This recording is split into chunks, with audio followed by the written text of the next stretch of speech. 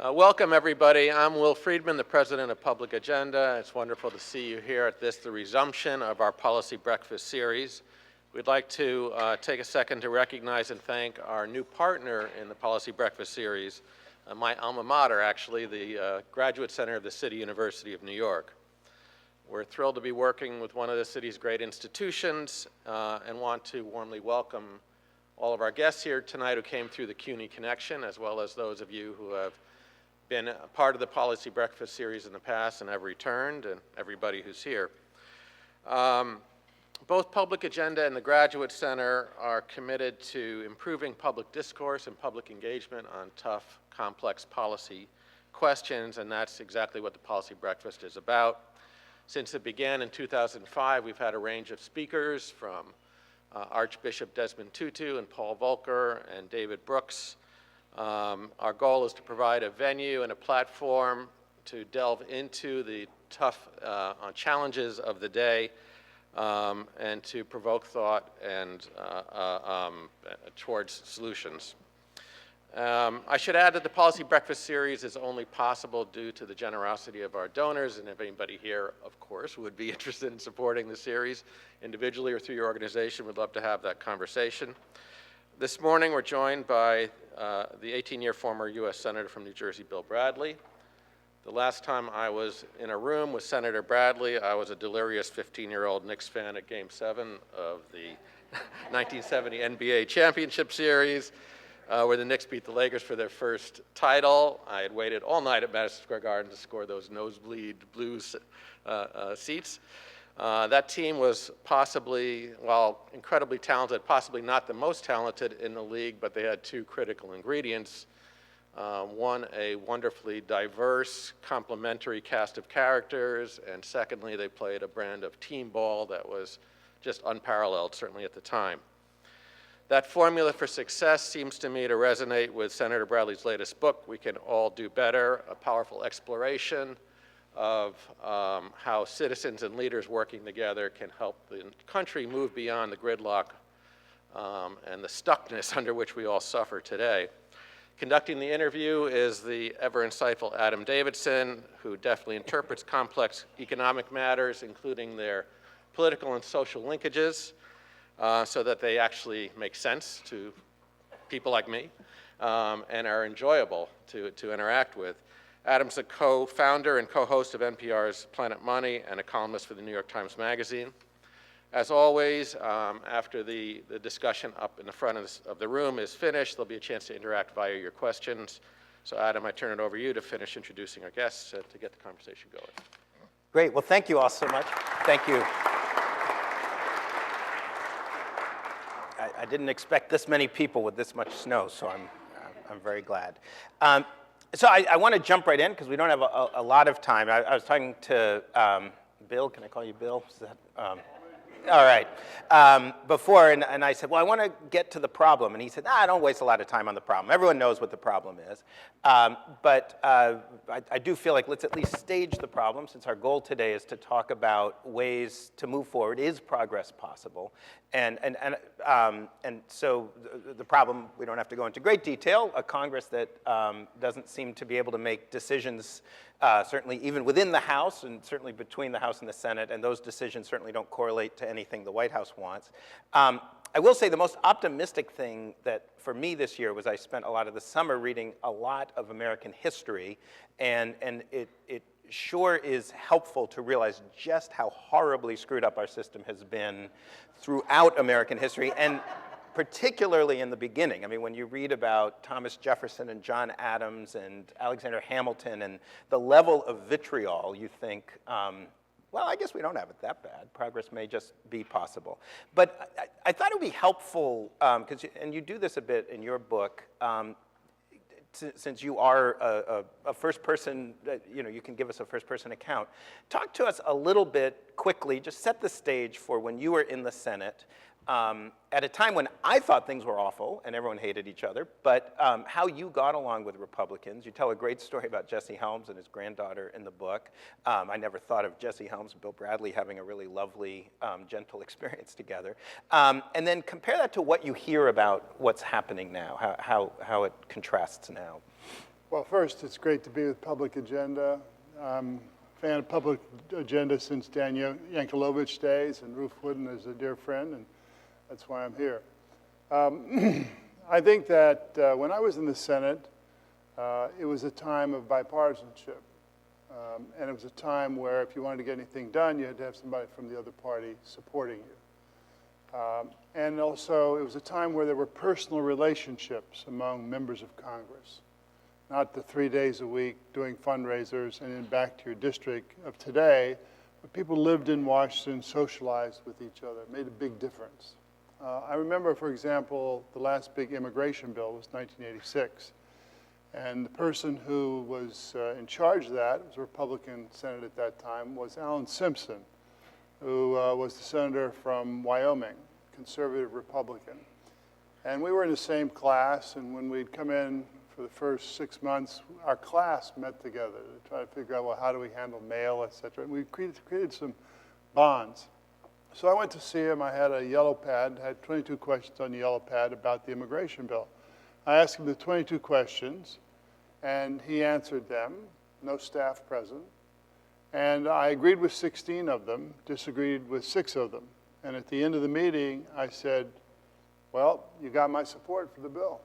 I didn't even know if there was a Democratic position, because it was the relationship with someone you trusted who was competent substantively, that was the difference.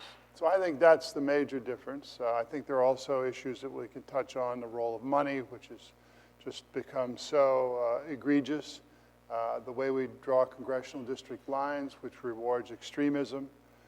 So we can talk about those things too. Yeah. I mean, the sense I get from the political economists I talk to is that, which also gives me a shred of hope, is that the core of the problem is between 20 and 30 House districts that are these super, super safe House districts that basically have created this gravitational sphere that yanks the Republican Party to its own reluctance far to the right and distorts the conversation. Is it that simple, or is that a big Well, I component think your numbers are a little low. But out of 435 congressional seats, only about 50, probably 40, are competitive.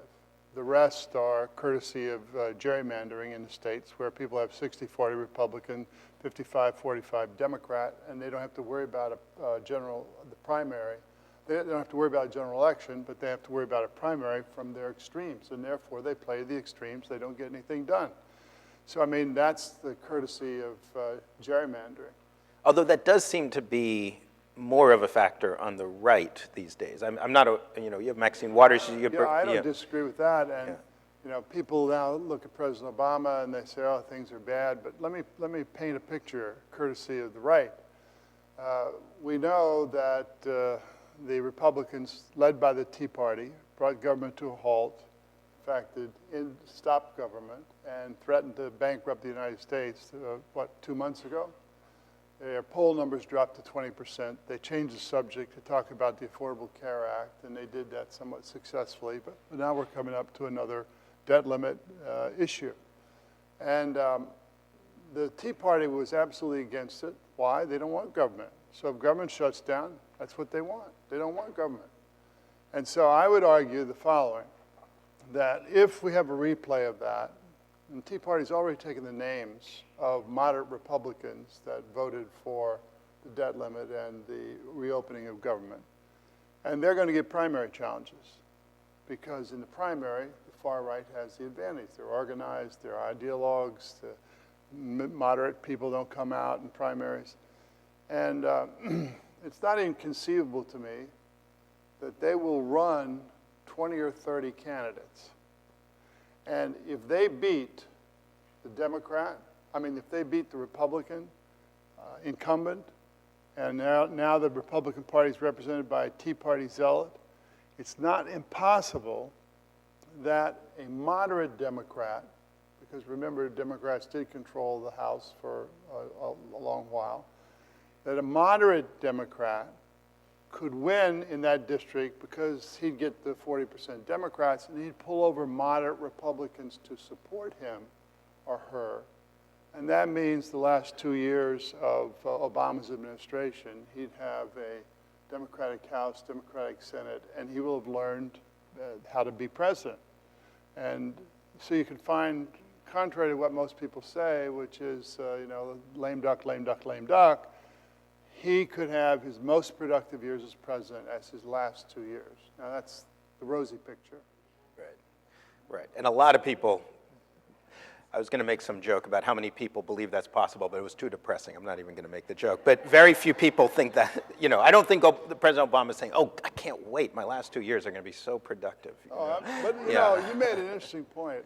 I mean, you talked about the vitriol that existed in American politics, and you specifically referenced Hamilton and Jefferson. However, there's a very interesting story that bears real relevance to today that relates to Hamilton and Jefferson. And government debt. And yeah, and the story is that when the United States, you know, prosecuted the Revolutionary War, we incurred debt. States did, the federal government did. Washington's now president. Hamilton is the Secretary of Treasury, and Jefferson's the Secretary of State. And you got to deal with this debt. And Hamilton, who has authority here, wants to have the federal government assume the debts of the states. And Jefferson said, absolutely not. And these were name-calling buddies, right? Absolutely not. And Washington said, look, you got to get this done. You got to figure out some way to compromise. And so they reached a stalemate, and finally Hamilton, ever-inventive New Yorker, comes to Jefferson and says, I need support from Virginia and 4 other states, Virginia influences, to get the federal assumption of the debt. Never. Hamilton says, what if we move the capital of the United States from New York to the banks of the Potomac? And he said, you mean for the votes? Yes. They cut a deal. They got the federal assumption of debt. The capital was moved from New York to Washington. Fast forward, that was 1793. Now it's 1802. And Napoleon is prosecuting a losing war in Europe. He's got a revolution going on in Haiti. The real revolutionary hero named Toussaint Louverture, who's really, he's fed up. He needs money. Okay, what can I do? Well, sell Louisiana. Well, the United States wants to buy Louisiana. And we buy Louisiana, taking advantage of that moment, with $15 million. $15 million, 12 of which was borrowed, and only because Hamilton and Jefferson got an agreement.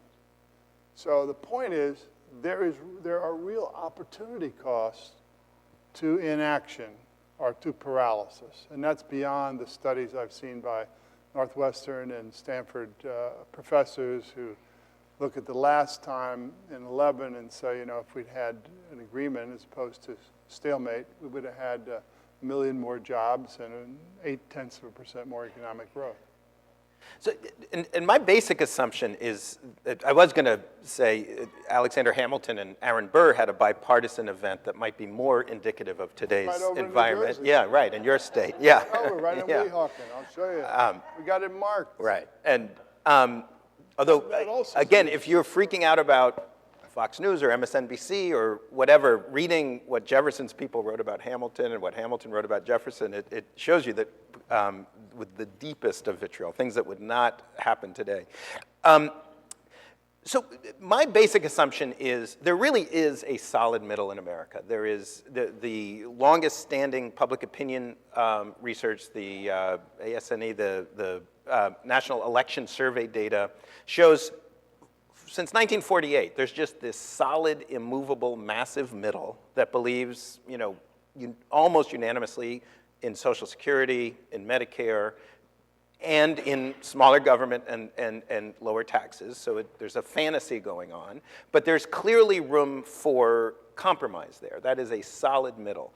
And actually, I talked to the head of the National Opinion Research Center and said, how many people in America really, truly are ideologically left or right? I mean, truly on every point, they are a libertarian or they are a true socialist. He said, so few, they don't show up in surveys. And this is Nork that does massive surveys, you know, tens of thousands, hundreds of thousands of people. He said, we don't find them. They don't exist in America. So my basic assumption is that it's basically that my life work and much of your recent work is almost useless. That the goal is not to actually convey. I mean, reading your book, which is an excellent explanation of what the problems are and how to solve them, that maybe being right doesn't actually matter. That maybe knowing that there is a broad centrist economic consensus about short-term stimulus and long-term debt management, et cetera, that's not what it's about. At the end of the day, it is about nitty-gritty politics. And that trying to be better and better at conveying to the public, better and better at getting people engaged, it is a sucker's game, because they're already there. That's not where the problem is. The problem is somehow in this primary system and the way campaigns are funded. So I'd like you to talk about as we look towards paths to solution. Are the paths to solution, nitty-gritty, ugly politics, paying for primary victories for people we like instead of people, more moderate people, et cetera? Or is there some ability to engage the vast American people in a way they're not now? Well, I think that there is an opportunity to engage the vast American people. It starts with telling people the truth. It starts with not being ideological. It starts with holding principles. And it starts with specificity, real specificity. For example, let's assume my dream of the Tea Party turning the House Democrat doesn't work, right? And let's assume there continues to be a kind of paralysis where the people's work isn't really getting done.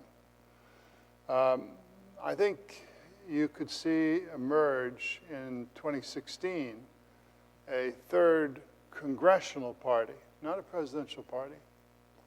And there would be 4 issues that that party would stand for. They'd run 40 to 50 candidates.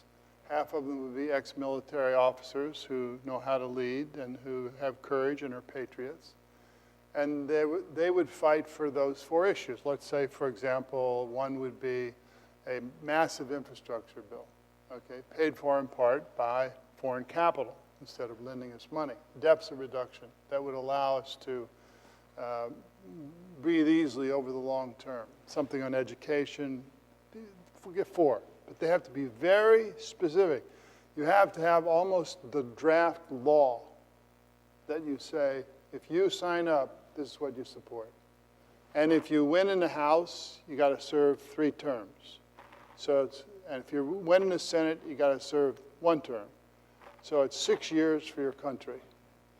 And I think that you could then see if 20 or 30 of them succeeded, they're at the fulcrum of power, and suddenly Congress has turned into parliaments around the world where third parties are indeed the deciders of what happens. You see the recent negotiations with Angela Merkel and the Social Democrats. There had to be an agreement on minimum wage, a variety of other things. So if you traded every other vote, or you traded not every other vote, but you were 30 people, you traded votes to get votes, you could easily see this agenda done, and you could see the country saying, well, we've moved forward. And how does that... It's not going to happen between now and November. So how do you do that? I mean, New York, for example, where there's a bunch of billionaires, Pete Peterson, Michael Bloomberg, people at Goldman Sachs, et cetera, who have a strong interest in a centrist approach, a deep, powerful, strong interest in centrist approach. I bet a credible program could be extremely well funded right away. Why isn't that happening? What you just described? I've never heard anybody suggest it. So right now, today, we have changed American history? No, because we haven't. It would cost between $350 and $400 million over 6 years to make this happen. And when you think Obama raised $1.4 billion in the presidential, this is not an unheard of number. So it's possible. You need to have a committed group of people who are going to actually make it happen. People who analyze the districts, people who recruit the candidates, people who lay out in great detail what the issues are to get agreement from the potential candidates. So it's not an impossible thing to happen. It hasn't happened to date. And we have a bad experience of public-spirited people spending a lot of money to try to improve the process and failing in the last presidential election. There was a group in America, and they started to a third party, and it was a party that was going to be on every ballot, so you wouldn't have to go through the primaries of how Republican or Democrat. You just have to win in their convention, and they would present you ballot position on every state in the union. The guy raised and contributed about $35 million, and he was on 40 ballots at the time the convention started, easily on his way to getting on 50 ballots. And what happened was there were some very serious candidates, potential candidates, people who wanted to be president, who weren't going to go through the grill of the primary process, who came to him, got very excited, very enthused. And then they didn't come back. And of course, you know what happened. They went back to talk to their advisors, and their advisors said, what do you mean? You have Republicans and Democrats against you? Don't realize you wouldn't win, first of all. Second, they would attack you on every level, every part of your personal life, and they would also bring frivolous lawsuits, Philip, on a regular basis to... Is he someone who brings frivolous No, lawsuits? he's someone who's against frivolous lawsuits. Oh, he's against frivolous lawsuits, okay. And so it was the reverse of Field of Dreams. Remember that movie? If you build it, they will come. Well, he built it, and nobody came. So it's not simply the money. And the problem there was no substance. It was all process. And there needs to be substance. That's what those four issues are. There is an idea that economists talk about lately, and I have made a specialty of finding optimism in the most dark and miserable places, because where else are you going to find it? Go to Silicon Valley. Yeah, well, that's true, but not on political. I mean, they've retracted from the debate. But what's going on right now is actually a sign of our wealth and relative strength in the global economy. And I want to switch to the globe. That we have historically low interest rates. Obviously, the Fed has a lot to say about that, and a lot to do with that. But when in 2006, yes, we were in the middle of a growth bubble, but we had real fears about the euro overtaking the dollar as the global reserve currency. We had real fears about our competitiveness. And it's not so much we've gotten stronger since then, because certainly we haven't, but everyone else has gotten so much weaker that they all shot themselves in the foot, and that left us in a relatively strong position. And that actually what we're seeing, this paralysis we're seeing, is the political system correctly understanding, despite what they say, we don't have a short-term crisis. We can ride out at the current levels of spending and debt. I think the economists argue whether it's 6 years or 15 years, but we can ride it out a while. And that what's going to happen, and we saw the stock market and the bond market really react with a yawn to every one of these debt ceiling and all of these crises. And so the optimism there is, as the economist Herb Stein said, things that can't go on forever don't go on forever. And that when we actually really do have a problem, the system will fix the problem. That we're actually in a benign period, relatively speaking, for the US economy. And so those economists say, well, it's not going to be 2014, despite your hopes. It's not going to be 2016. There's going to be a lot of obsession. But it might be 2017, or if we're really lucky, right after the 2018 election, that'll be the moment when the problem's big enough, the politics are calm enough, that we can really have some kind of grand compromise. Do you buy that? That's an argument I've heard for 20 years. It's always the next election that will produce this. Do you remember what the stock market was when Obama took office, what the level was? Yeah, something like 8,000. 8,000. Yeah. What is it today? 16,000. And people were moaning about the economy. I mean, there's no question that Although for unemployment's coming down. that benefits the top, not the And, bottom. So the well, wrong people are moaning. unemployment's coming Yeah. down. Yeah. And, you know, there are I have a lot of complaints about some of the current economic policy. But rather than get into what you hear on every TV show about interest rates or taxes or whatever, I'd like to take your question and say, okay, let's assume all the economists are right. We're okay for 10 years. What about beyond 10 years? Well, we don't live in a vacuum. We live in a global economy. There are other competitors, such as China, right? And China is emerging in a way that is very clearly a strategy. The old Chinese empires used to have the tribute system. They didn't go out and fight wars.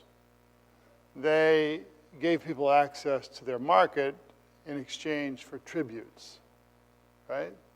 As opposed to kind of gifts. That's, I would say, more relevant to China today than most people imagine. The issue in the 21st century is economic power, not military power.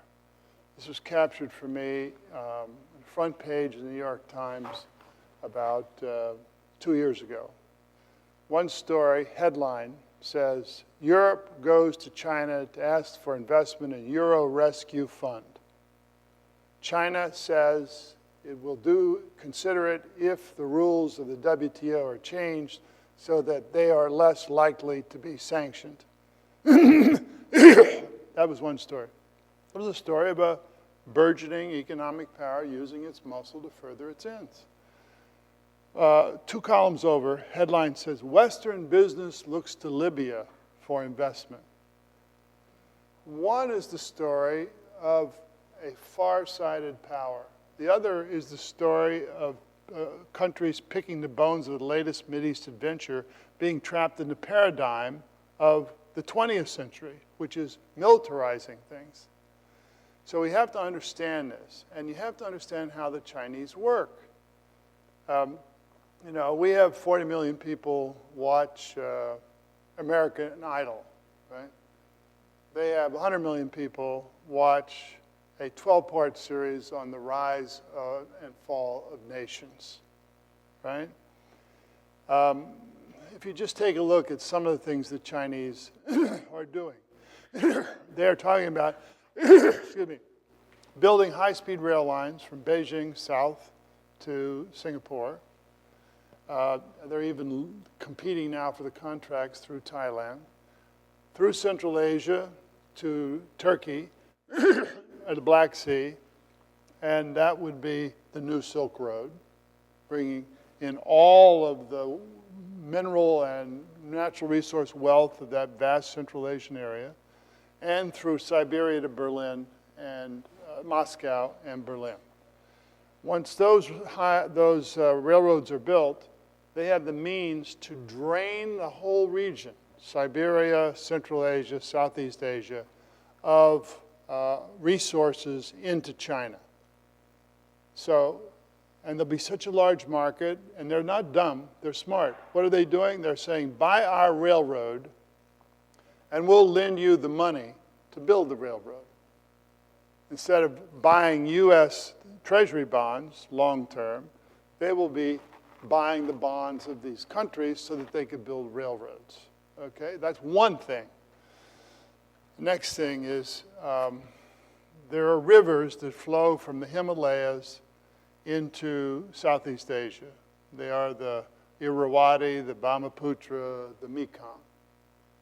And the Chinese are talking about building dams on these rivers. Once they build dams on these rivers, they are controlling the jugular of the economies of Southeast Asia. We'll give you a little water now. We won't give you water now, like Russia and Ukraine on gas. You don't do this, we're not going to give you the gas. You don't do this, we won't give you the water. And they would have power without ever firing a shot.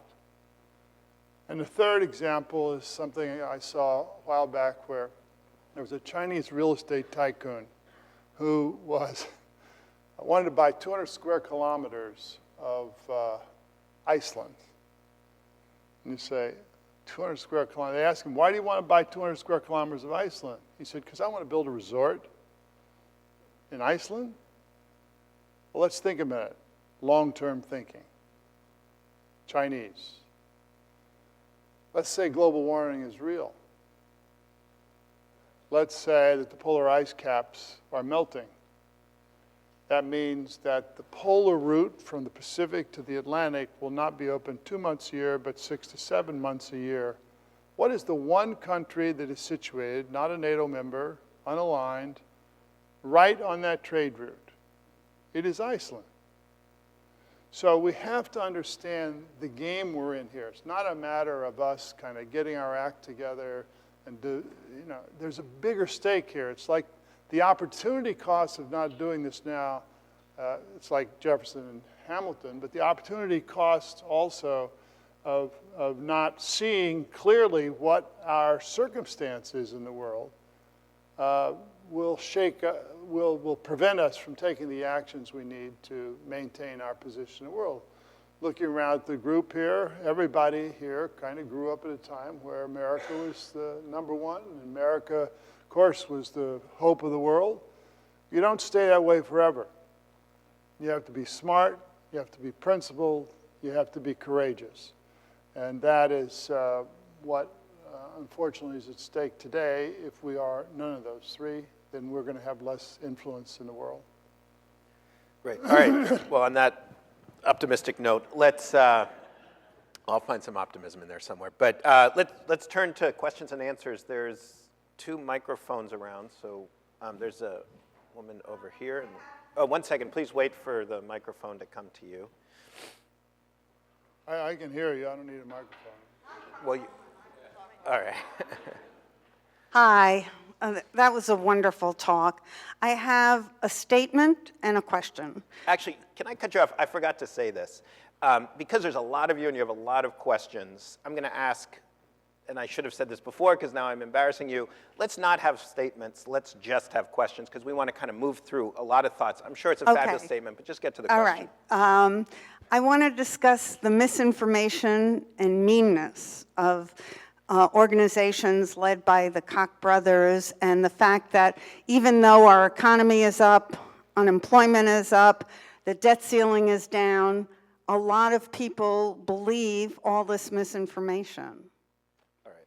I think that might have been a statement masking as a question, but it was a good one. So let's No, it's okay, a question, okay. is how can we help that? Teasing. I'm sorry. Let's just move on. I think the only way you're going to counter that, there are 2 ways. One is if you have a moderate on the other side that's spending as much money, that's as ruthless as they are, that has an academic infrastructure as deep as they have, that has political advisors as smart as they have, and you counter it. And I'm just going to challenge the assumption, because I read an awful lot of left-wing stuff, and that's pretty ugly, too. So I just want to state that this is not just a right-wing thing. Right. But the real answer, whether it's right-wing or left-wing, is you got to reduce the role of money in politics. Why does anybody care about the Koch brothers? I mean, no. Why does anyone care about the Koch brothers? It's because they have unlimited resources that they use to further their political views. Well, on one level, somebody wants to create a think tank to produce things, Heritage Foundation or whatever. There's nothing preventing you from doing that. Nothing preventing you from doing that. But don't allow the person to be able to contribute unlimited amounts of political money to essentially buy the positions of candidates. And because of the Supreme Court, the only way you can change that now is with a constitutional amendment, because the Supreme Court says money is speech, and you can't limit money because you're limiting speech. And that was the origin of the Buckley-Valeo in 1976 that limited individual contributions. And the result was, say, for example, when I ran the Senate for the first time in '78, I spent $1.6 million for primary and general election. In 2000, which is over a decade ago, John Corzine spent $63 million, much of it his own money, courtesy of Buckley-Valeo. And then Citizens United essentially using the argument of an obscure case in the 19th century that determined that a corporation is a person under the law, then since a person cannot be denied the right to free speech, the corporation cannot be denied to free speech, and the ruling repealed Teddy Roosevelt's groundbreaking law in 1907, saying corporations can't contribute to campaigns. Now they can. Koch brothers contribute. And the result is a mass of misinformation. And I think it's coming from them because they're better organized than Democrats. But it is clearly coming also from certain elements of the left that exaggerate what the reality is. But I don't, we've got to get out of the point-counterpoint way of looking at the world. Fox News is famous for this. You have a very strong, articulate, conservative Republican, and then we've got to have a Democrat. So you get one who is not articulate, who looks ugly, who as if it's a woman or a man, depending on black or whatever, white, whatever they need in order to make this not a fair fight. So we got to get beyond that and say, the major issue, in my view, is what's happened to the Republican Party. The Democrats have their problems too, but the other side is so egregious that, and we have a Democratic president, we've covered up some of that division on the Democratic side. Great. Sir, yeah. In the UK, I think in the 80s, the Labour government was essentially unelectable because of the policies that they pursued. At some point in time, Tony Blair came along and said, we actually have to change the ideology of the party, and I think it came as a result of losing a lot of times. Is there any possibility that, assuming that the Republican Party continue down the path that they're going, that they will theoretically or potentially lose, and that could ultimately change and lead to more moderation? Or is it so intransigent because of the gerrymandering issue and the primary issue that really is not a possibility? Well, that's the argument that I made earlier, where I said you could see the Tea Party challenging sitting incumbents winning, and moderate Democrats winning. But you're referring more to policy, not just politics. And Blair's so-called third way, moved to the center, shed a lot of the extremes of labor in terms of nationalization, in terms of union, et cetera, and convinced the public that this was a third way. It was a little bit of a change, but not as big as the promotion advertised. What I see here is the Democratic Party is, unless there is this moderate middle that has to get some moderate Republicans, otherwise not a moderate middle, you're going to have a continuation and an increase in economic populism on the Democratic side. And I see the, and it goes back in part from a failure to deal with the basic issue. So what Congress does, instead of dealing with the basic issue, is they write some complex monstrosity that asserts it's dealt with the issue, but it doesn't, and requires permanent lobbyists to make sure that the regulations and the persons take care of. A perfect example, the financial system, right? Instead of making the basic decision that looks us right in the eyes and splitting commercial banks from investment banks, like we did in the 1930s, and allowing the investment banks to take all the risks they want, but they're with their money, they're not with our money. You create a monstrosity that is, the Dodd-Frank bill, that is a permanent employment act for lobbyists.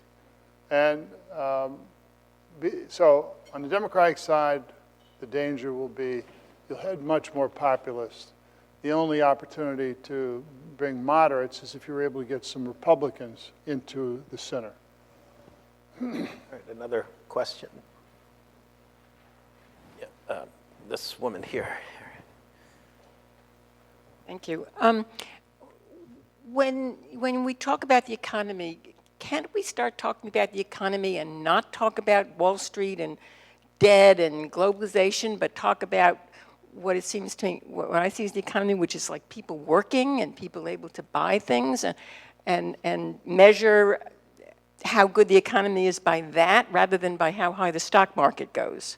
I think you made a very good point. We've financialized not only our economy, but our politics. Witness my comment to you about what was the stock market when Obama. I remember, terrible to admit this, when I ran in 1978, my opponent talked about the stock market all the time. And I made your point. I said, what about, okay, stock market, great, but how many people are working? What's inflation? That kind of thing. It's an indicator, but it's not the fundamental reason. But the financialization of our economy used to be the financial system served the real economy. Now the financial system controls the real economy. And the result is that, we don't get what we should be getting.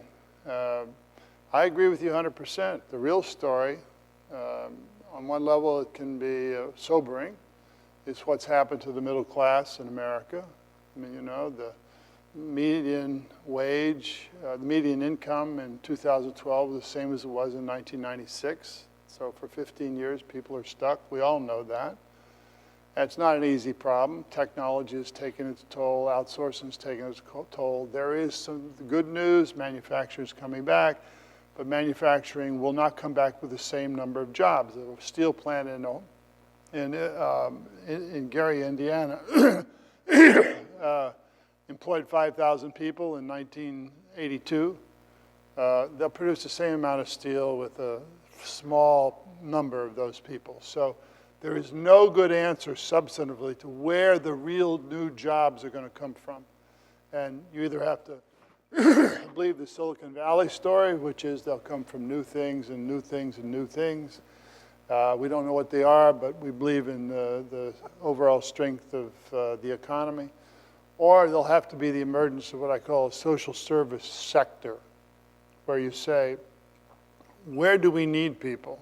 Well, we need people who are smart, taking care of children if both parents work, and we need people who understand what the aging process is to be able to sit and take care of elderly Americans, not just somebody off the street who wants a job, but they have to have some training. So I look at those as, as areas where you could see some job creation. But you're exactly right. I mean, although I would just challenge just one thing. You conflated it. You said Wall Street and globalization. There is no possible way to understand any moment in this economy without having a view on globalization. That's essential. I agree with that. And so I would just keep those as separate things. Right. Well, think about globalization this way. Chinese produce goods, we buy the goods, they got dollars. They lend us the dollars. Without them lending us the dollars, interest rates would be 2, 3% higher, right? Because we need capital. So let's think of, we reduce the budget deficit. Now the Chinese lend us money to build high-speed rail, not in Thailand, but here. It's a better investment for them. So globalization is a fact of life. And it's not any, and for a country that's been used to thinking of itself as the island in the storm, in the sea of storm, it's difficult to understand that our destiny is linked, excuse me, linked with the destiny of other countries around the world. But it's an interesting moment because that's in economics, but it's true also of politics. It's true of the environment. You can't see that NASA picture from space with that blue-green mass in the darkness without understanding it's the one global environment. And it's true at a deeper spiritual level, I think, in terms of the connections among people, which sustain our life. Family is one of the cores, but there are others. I mean, I have a radio program on Sirius XM satellite radio, and I interview people who are doing extraordinary things. And they're doing those things really from a spiritual grounding. They don't even know it sometimes. I interviewed a photographer yesterday. He goes around getting strangers to come together and take pictures of the strangers. I said, well, how did you get this idea? He said, well, I'm a Catholic, and I went to church. I hadn't been in a while, and they put in this new thing where you're supposed to turn and shake hands with the stranger behind you. Peace be with you, peace be with you, peace be with you. And he said, when I did that, I realized that's the first time I shook hands with a stranger. And so I wanted to do these photos, right? Well, there's a deeper meaning to what he's doing. Or I interviewed a guy who was a bartender. His father was a preacher in North Carolina. He was a bartender. He was the black sheep of the family. He dropped out of college. And then one day, he decided that water was an issue around the world. So he created an organization. It's now in 17 countries. He raises money. He said, I raised my first money and I didn't know what to do. I wanted to affect water, so I went to Billy Graham's son, right, Frank Graham. I said, what should I do with this money? I want to give it to you. He said, we don't want your money. We'll help you, and you figure out how to do it yourself. But there are these deeper connections going on that we have to understand, because I think it goes to a deeper yearning on all of our parts for meaning and human connection, particularly at a time where we're being atomized as individuals out there in the void. Great. Are there any questions on this side of the room? Will, do you? I was wondering if you could say more about the third congressional party idea. It seems like something you had been thinking about some. Can you move the mic up a little? So I was asking about the third congressional party idea.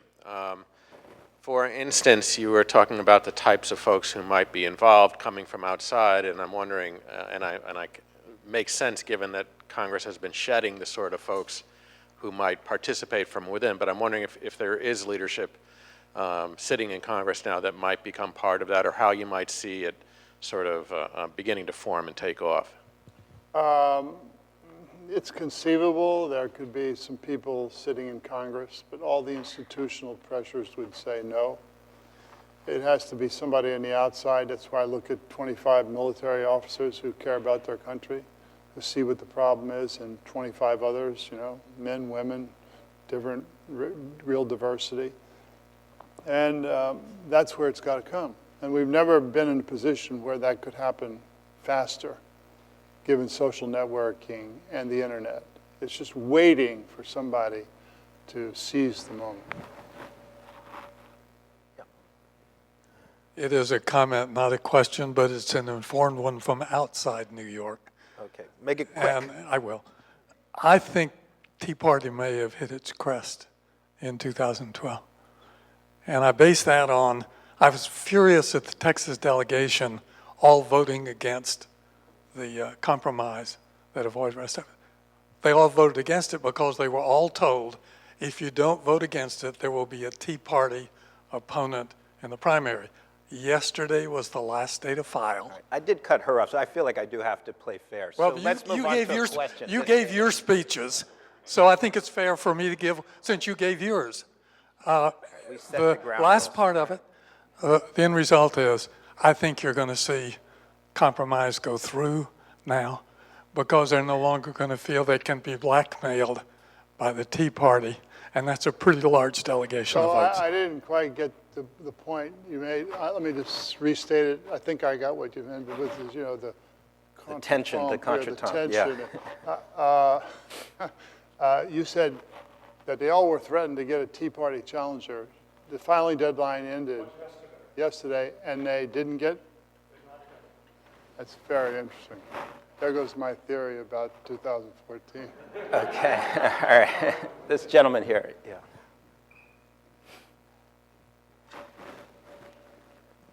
Do you see the problem as one of education? And if so, how do we fix it? Sure, education is the key, elementary and secondary. You need more accountability. You need higher pay for teachers. You need teachers who they don't have a job for life. The tenure thing is a question. And then you need to keep great research universities. And you need to keep the university system at an affordable place. And you know, why have costs gone up so much? Because states stopped supporting state universities. You used to be able to go to the University of Texas for $500 a year. But the state cut out the support, so they had to raise it. And then the government, federal government, gives loans to pay the higher costs that were created simply because the state stopped putting the money in. So you need good, solid state universities. And then I think you need a third tier of, we used to call it vocational education. But a friend of mine, a guy who's the Prime Minister of Singapore, is enormously proud of his Institute of Work, which is an institute that trains people who are not college graduates in skills that are needed in jobs. And we have to, as a society, stop saying that the college graduate, we know makes more money, but is the same socially, is the same culturally as the electrician that is fixing the Boeing airplane. There's got to be an acceptance of similar validity. For example, Tim Russert, the late Tim Russert, good friend of mine, great journalist, good politician. His father was a garbage man. But when his father taught his children, he taught them values that they could use to become the premier political correspondent in the world. But he was proud of what he did.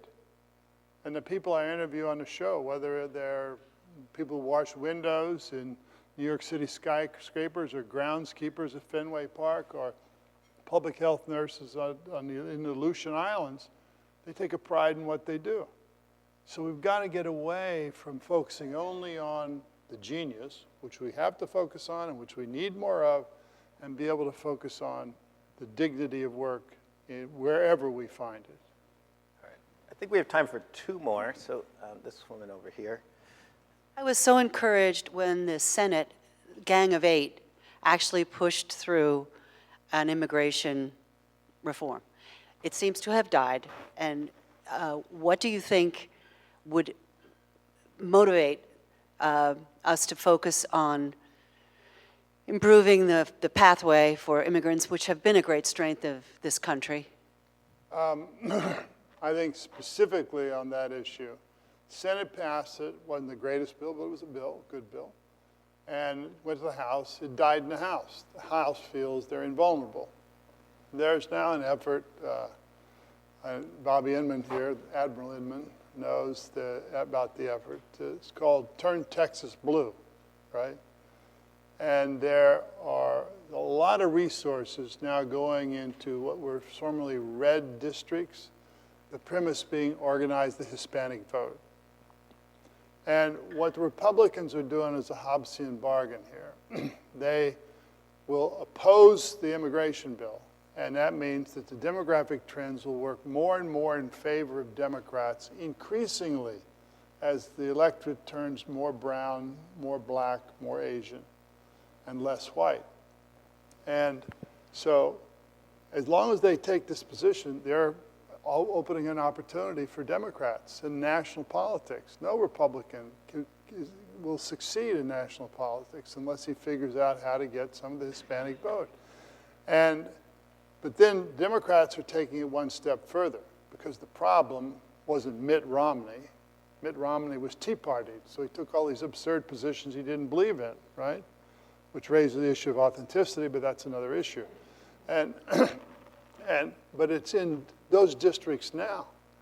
And there's real organizing going on, real organizing. One thing the Obama team knows how to do, it's to organize. And it'll be very interesting to see if they're successful in some of these districts. And of course, what do the Republicans do in such a circumstance? They try to suppress the vote. You need photo IDs, you need your grandmother's sister's birth certificate, or, you know, the old poll tax, the modernized old poll tax. But that won't win in the long run. Because why? Because of moderate Republicans, because of people who think it's basically fair. You should not be denied the right to vote. And so they're caught anywhere they go. They, in the long term, in my view, have a losing hand. The question only is how much damage will be done to the country before you get a legitimate agenda and enact it. All right, one last question. Yes. 1 second, just wait for the mic, if that's okay. Yeah, all right. All right. What are the chances of Hillary Clinton getting to the White House? I think Hillary's got the nomination if she wants it, and I think she's a strong possibility to win the general election. It depends on who the Republican is. If it is Ted Cruz, right, or Rand Paul, or then I think she's got it in a walk. Christie, I think Christie is an interesting candidate. There's a gigantic, and I mean gigantic, difference from winning statewide and winning nationally. The level of scrutiny, the level of discipline you have to have in the process, et cetera. So the jury is out on Christie, not the least of which he'd be in a Republican primary who are controlled by Tea Party. So all the things that you say because you might like him are all the reasons that he couldn't get through a primary. But, you know, who knows? I mean, I also think that you have to have more than one speed. Anger's okay. Tell you like it is, I'm a Jersey guy. I was a Jersey guy too, right? But that only goes so far. I remember I used to have a little piece of paper taped to my desk when I was in the Senate. Quality is important to be successful in politics. Number one was likability. So I think if he's serious about this, he needs to up his likability quotient. And Jeb Bush, he'd be the toughest candidate.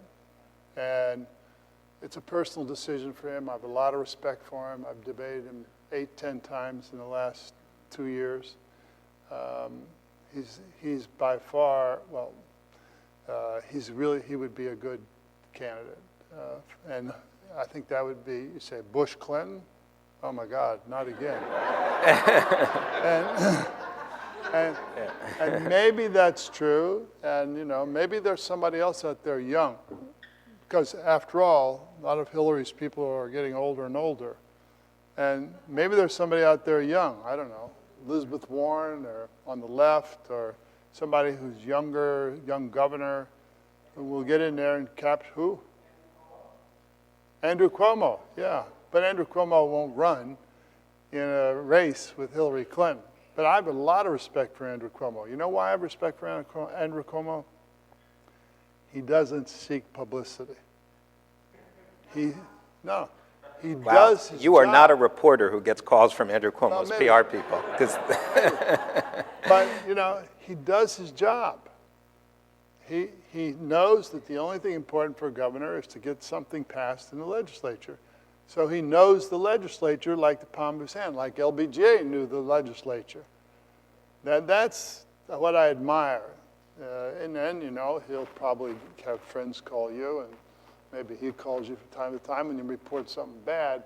But then when you say, how would you like to come on the program and refute that? How many times has he said yes? That's true, he doesn't, yeah. He doesn't do that. So he's working on you, but he's not taking the bait, because once you get out into those waters, once you get out into this media waters, you're fair game. But if you're governor in Albany and you're passing bills and doing things for New York, who cares? Now, the Albany press care, but all they're covering is inside baseball. Nobody reads about it other than occasionally in back pages of even the New York City press. Anyway. Well, Bill, thank you so much.